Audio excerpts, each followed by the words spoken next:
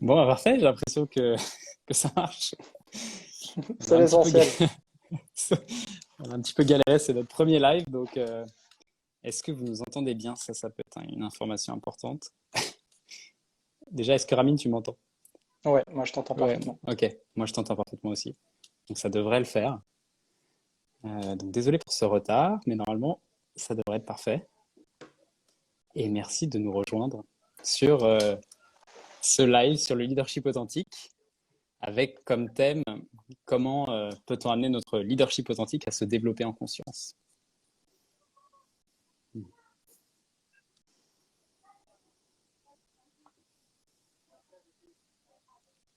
Donc peut-être qu'on peut commencer par un petit temps de partage de météo, genre comment tu te sens, Ramine, ce premier live et tu viens de t'inscrire sur Instagram. Oui, je me sens comme un gros débutant. Et apparemment, Instagram est un univers où il y a beaucoup, beaucoup de monde, beaucoup plus que sur Facebook, et que j'ai je sais pas combien de trains de retard. Donc voilà, mieux vaut tard que jamais. Je me sens dans le mode mieux vaut tard que jamais. Euh, je me sens aussi assez réjoui de faire cette première expérience, de vivre ça. Ce thème auquel je tiens beaucoup.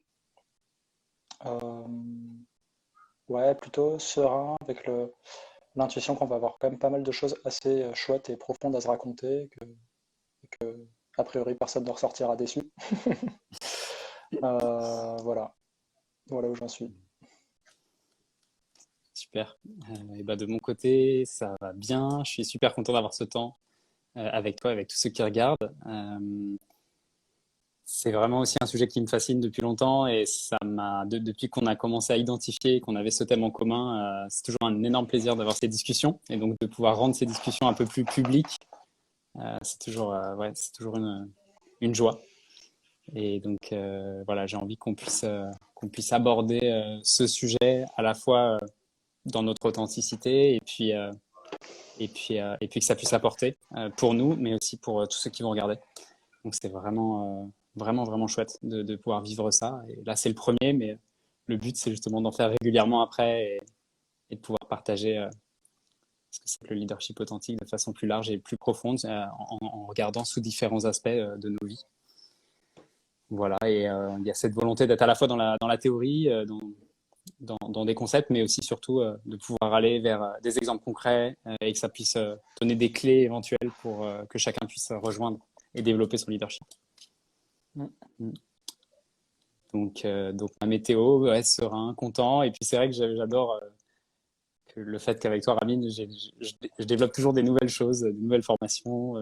Là, un live, enfin, voilà, il y a cet esprit pionnier que tu as et qui me fait beaucoup de plaisir à chaque fois de partager et de sortir un peu des sentiers battus que j'ai parfois avec moi-même. Donc voilà, joyeux de partager ce temps-là ensemble. Donc si tu veux, peut-être tu peux parler un petit peu du thème et moi j'enchaînerai par voilà, montrer un peu plus voilà, une première méthode qui permet de se connecter vraiment à ce que c'est que la conscience dans le leadership. Ouais, ouais, merci. Euh, alors sur ce thème, pourquoi est-ce qu'on a voulu mettre les mots leadership et conscience ensemble aujourd'hui et qu'on se satisfaisait pas juste de authentique? Dans nos discussions les plus récentes avec Marc, il y a eu quelque chose de l'ordre comme une interprétation de l'authenticité qui pourrait être quelque chose simplement autour voilà, d'une personne en situation de leadership, de porter des projets qui est abordable, qui est sympa, qui est quelqu'un avec qui on peut discuter franchement et qui va avoir un relationnel qui va être sain et harmonieux avec les équipes et plus être dans ces rapports un peu descendants, habituels. Et qui soit aussi dans un chemin d'authenticité. Et nous, c'est plus cet aspect-là qu'on avait envie d'aborder. Et ce chemin cette quête d'authenticité, c'est une rencontre entre soi et entre soi et l'univers, et soi et son projet, soi et les autres. Et ça, on sentait que parler d'évolution en conscience, il y avait quelque chose de plus parlant là-dedans. Et puis après, c'est des expériences récentes aussi, notamment que je vis à Pourgue et qui ont été donc où j'aurais de l'infinie gratitude envers Marc parce que c'est toi Marc qui nous a apporté ça à Pourgue.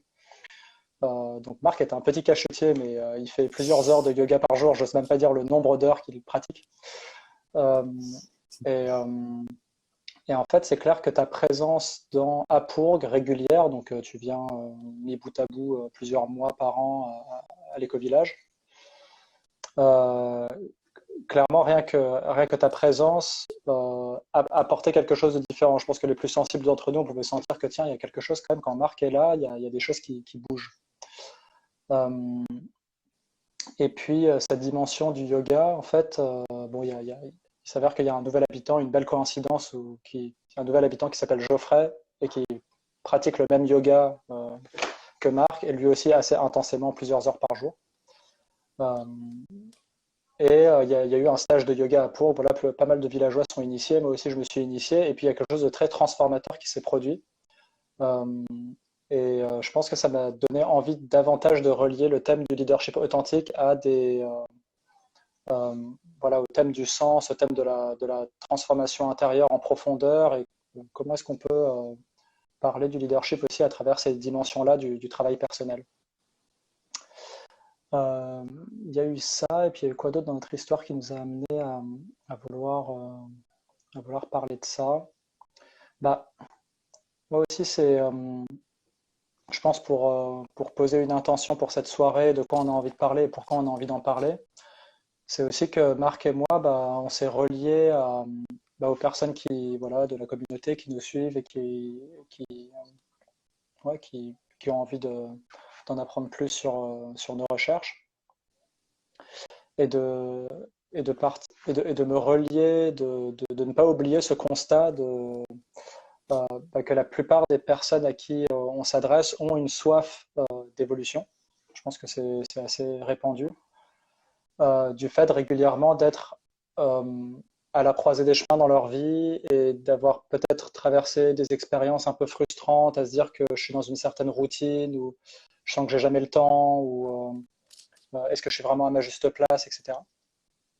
Et en tout cas des questions qui évoquent ok, une certaine traversée, une prise de sens, une envie de se mettre davantage en cohérence avec ses valeurs profondes, avec son chemin de vie. Et ça nous a